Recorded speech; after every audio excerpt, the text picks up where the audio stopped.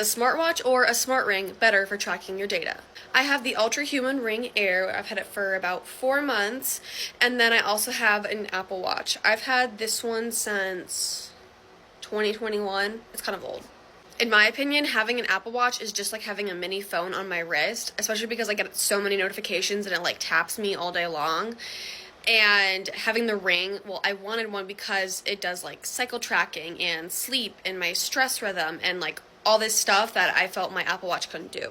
Especially being a girl, I think the cycle tracking feature is really, really cool because it does it based off your body temperature, which I didn't really know that was like a thing, that like your body temperature was different in different cycles. But it's also synced up with the app that I use.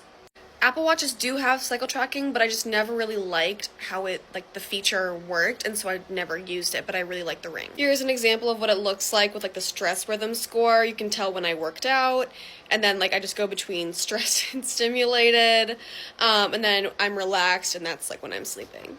This is an example of the sleep data. You can see when my heart rate dropped.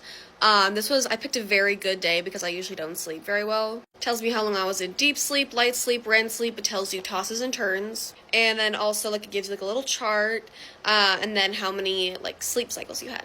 I will say I rarely wear my Apple Watch when I sleep because the battery life only lasts me, like, 8 to 12 hours.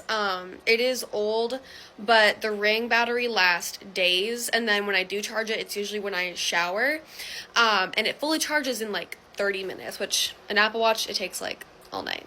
I am used to wearing both of these, so I don't typically notice them, but sometimes, Apple Watches can be kind of clunky and like in the way, and you can see the ring is like very thin, and it also has this little flat part at the bottom so it doesn't like move around, which is really nice.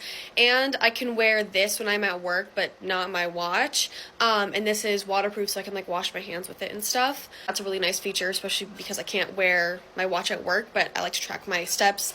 And then one of my coworkers recently told me, she's like, when you walk into work, if you become more stressed, and I'm gonna try that because I think it's hilarious.